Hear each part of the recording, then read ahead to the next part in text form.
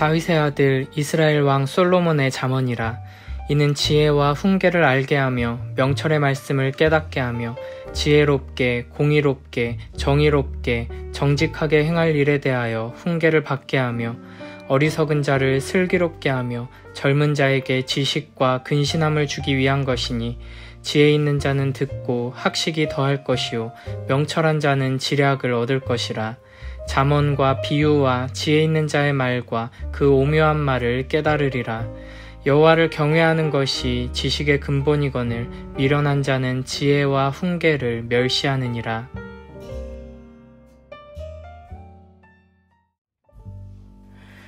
잠언은 속담 모음집이나 명언집처럼 여러가지 교훈적인 말들, 지혜의 말들로 가득 채워져 있습니다.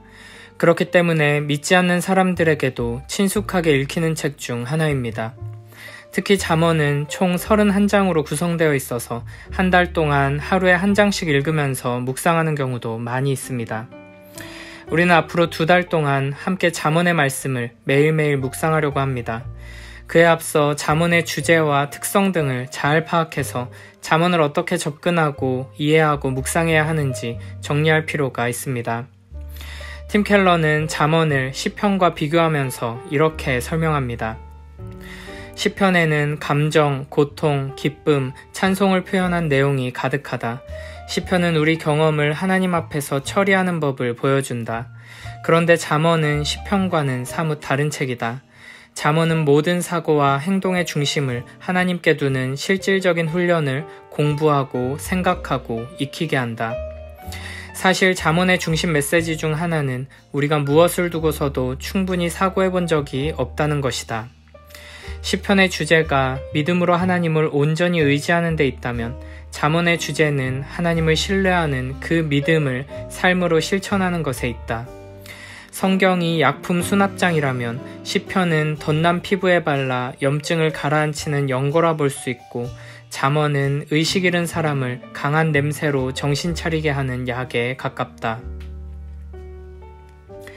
잠언 속에는 실제로 우리의 삶에 쉽게 적용되고 이해하기 쉬운 유익한 교훈들이 많이 들어있습니다. 그러나 잠언은 기본적으로 성령 하나님께서 영감하셔서 기록하신 하나님의 말씀이고 영원한 진리의 말씀입니다. 그러므로 우리는 이 말씀을 읽고 깊이 묵상함으로써 하나님께로 더욱 가까이 나아갈 수 있고 영원한 생명의 은혜를 누릴 수 있습니다. 잠언은 지혜서에 해당하는 책입니다. 구약 성경 중에 잠언, 욥기, 전도서를 지혜서라고 부릅니다.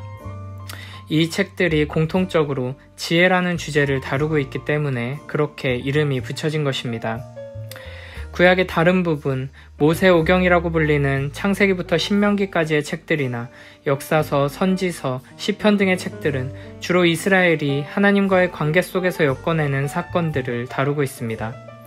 하나님께서 이스라엘을 선택하셨고 그들과 언약이라는 특수한 사랑의 관계를 맺으셨으며, 이에 따라 자기 백성을 험난한 세상의 여정 속에서 보호하시며 인도하신다는 이야기가 이 책들의 큰 줄거리를 이루고 있습니다. 그러나 지혜서에는 조금 독특한 면이 있습니다. 다른 책들이 이스라엘과 하나님과의 특수한 관계에 대해 관심을 기울이고 있다면, 잠언과 같은 지혜서들은 보편적인 인간의 삶에 초점을 맞추고 있다는 것입니다. 하나님의 선택받은 백성이라는 특별한 관계보다 하나님께 지음받은 보편적인 한 인간으로서 일반적인 관계가 더 중시되는 것입니다. 좀 더 구체적으로 말하면 지혜서는 사람이 어떻게 살아야 바로 사는 것이며 성공적으로 사는 것인가 하는 문제에 초점을 맞추고 있다고 말할 수 있습니다. 지혜서는 우리가 사는 이 세상에 일정한 질서가 있다고 보고 사람에게 참되고 유익한 삶의 길이 무엇인지 보여주는 책입니다. 그래서 우리는 지혜서를 통해 평상시의 삶을 관리하는 요령에 대해 배울 수 있습니다. 하나님께서 이 세상에 부여하신 삶의 질서가 무엇인지를 배우면서 어떻게 사는 것이 인간에게 가장 복된 결과를 가져오는지를 배울 수 있는 것입니다. 한마디로 지혜서는 인간이 하나님이 지으신 창조세계에 허락된 모든 행복을 누릴 수 있도록 삶을 터득하는 방법을 가르치는 책인 것입니다. 그래서 우리가 지혜서를 잘 읽고 배운다면 우리의 신앙은 한 걸음 더 전진할 수 있을 것입니다. 잠언을 통해 우리의 삶을 가장 안전하고 복된 자리로 인도하는 지혜의 길을 찾아내고 그 길로 나아가는 복된 우리 모두가 되길 축복합니다. 잠언은 우리에게 바른 삶이 무엇인지에 대해 고민하고 이를 실천할 수 있도록 가르칩니다. 잠언은 인간의 삶의 배후에 있는 도덕 질서를 탐구하여 거기서 얻어진 통찰을 가지고 삶의 지혜를 말합니다. 결론부터 말하자면 잠언이 말하는 성공적인 삶을 사는 방법은 바르게 사는 것입니다.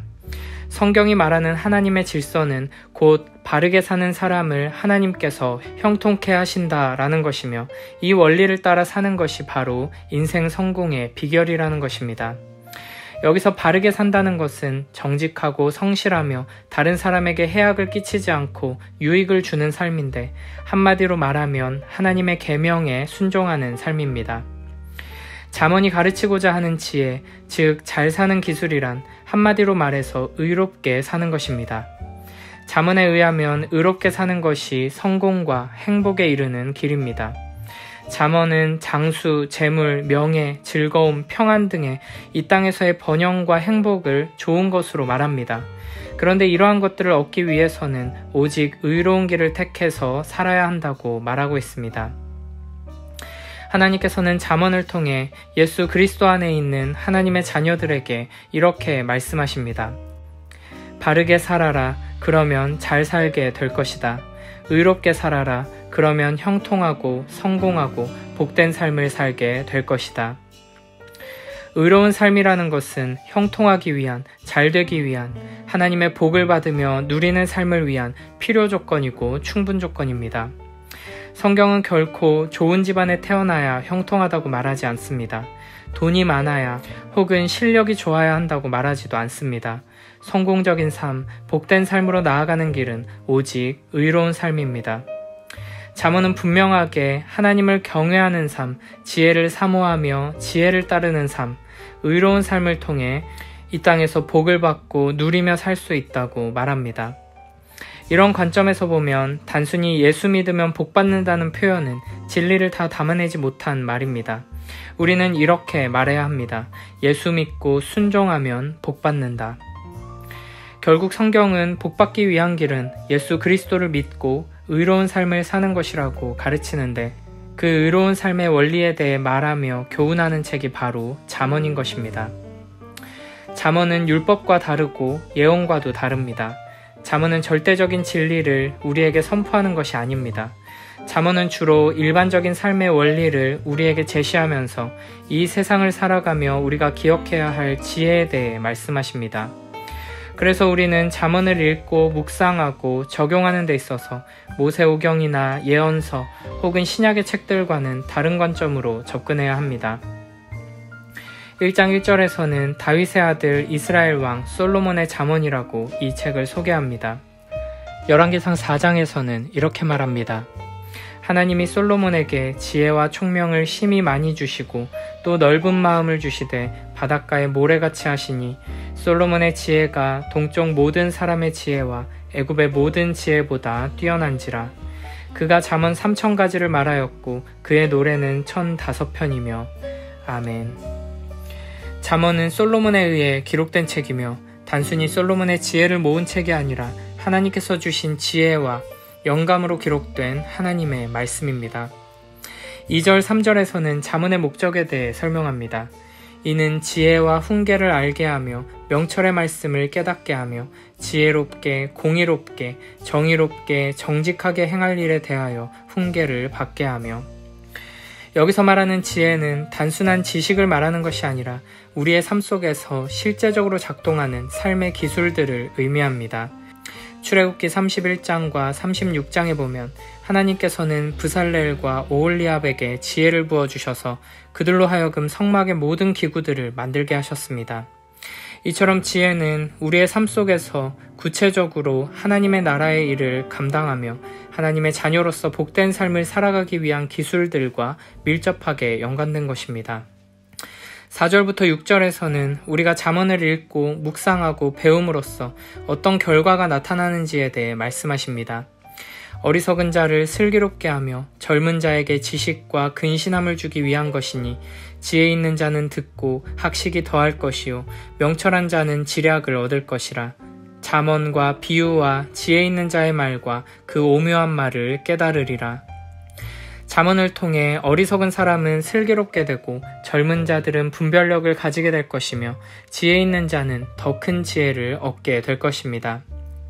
잠언의 말씀을 통해 하나님께서 우리에게 이와 같은 은혜를 풍성하게 베풀어 주셔서 우리의 삶에서 실제적인 지혜로운 자의 영광스러운 특성들이 분명하게 드러나게 되길 축복합니다. 마지막 7절 말씀은 잠언의 핵심 주제를 잘 요약하고 있습니다. 여호와를 경외하는 것이 지식의 근본이거늘 미련한 자는 지혜와 훈계를 멸시하느니라. 아멘. 9장 10절에서도 이렇게 말씀하십니다. 여호와를 경외하는 것이 지혜의 근본이요 거룩하신 자를 아는 것이 명철이니라. 잠언의 첫 부분에서뿐 아니라 마지막 부분에서도 여호와를 경외하는 것에 대해 이야기합니다. 고운 것도 거짓되고 아름다운 것도 헛되나 오직 여호와를 경외하는 여자는 칭찬을 받을 것이라. 아멘. 잠언의 말씀을 매일매일 읽고 묵상하며 지혜의 근본 되신 하나님을 만나고 잠언의 말씀을 통해 굳어버린 우리의 마음을 찌르고 흔드는 진리의 말씀의 역사를 경험하여 점점 더 여호와를 경외하는 지혜로운 자로 자라나는 복된 우리 모두가 되길 축복합니다. 우리가 예수 그리스도 안에 있다면 우리는 이미 복을 받은 자들입니다. 예수 그리스도라는 복을 받았다면 그것은 이미 모든 것을 다 받은 것입니다. 그러므로 우리는 단순히 이 땅에서 복을 받기 위해 지혜를 추구하는 것이 아니라 이미 복받은 자로서 감사하는 삶의 복된 특성을 누리기 위해 복 위에 복을 누리는 영광스러운 삶을 위해 잠언의 말씀을 붙드는 것입니다. 잠언에서는 지혜가 한 여인으로 의인화되어 등장합니다. 그리고 결론적으로 이 지혜는 곧 우리 주 예수 그리스도를 가리키고 있습니다. 고린도전서 1장 24절과 30절 등 성경의 다른 여러 곳에서도 예수님을 지혜로 표현합니다. 그러므로 우리는 잠언을 통해 우리가 얻고자 하는 것이 단순한 삶의 기술, 이 땅에서의 축복이 아니라는 것을 잊지 말아야 합니다. 우리는 이 말씀을 통해 지혜의 근원 되신 하나님을 만나고 지혜 그 자체이신 예수 그리스도를 더욱 알아가고 닮아가기를 소원하며 이 말씀을 붙들어야 할 것입니다. 골로새서 2장 3절에서는 이렇게 말씀하십니다. 그 안에는 지혜와 지식의 모든 보화가 감추어져 있느니라. 아멘. 잠언의 말씀을 통해 예수 그리스도 안에 담긴 풍성한 지혜와 지식의 모든 보화를 발견하는 복된 우리 모두가 되길 축복합니다. 율법을 통해서 우리의 자격 없음과 죄인됨의 비참함을 깨닫게 되는 것처럼 잠언의 지혜를 통해 우리의 어리석음과 무지함을 분명하게 깨닫고 더욱 겸손히 주님 앞에 엎드리며 동시에 지혜를 향한 갈망과 사랑의 마음이 회복되어 점점 더 지혜와 가까워지고 점점 더 지혜를 닮아가는 복된 우리 모두가 되길 축복합니다. 베드로전서 5장 10절에 약속하신 은혜를 잠언을 통해 부어주시길 바랍니다. 모든 은혜의 하나님 곧 그리스도 안에서 너희를 부르사 자기의 영원한 영광에 들어가게 하시니가 잠깐 고난을 당한 너희를 친히 온전하게 하시며 굳건하게 하시며 강하게 하시며 터를 견고하게 하시리라. 아멘.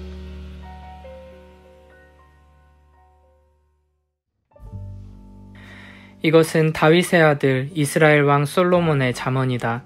이 잠언은 지혜와 훈계를 알게 하며 명철의 말씀을 깨닫게 하며 정의와 공평과 정직을 지혜롭게 실행하도록 훈계를 받게 하며 어수룩한 사람을 슬기롭게 하여 주며 젊은이들에게 지식과 분별력을 갖게 하여 주는 것이니 지혜 있는 사람은 이 가르침을 듣고 학식을 더할 것이요 명철한 사람은 지혜를 더 얻게 될 것이다.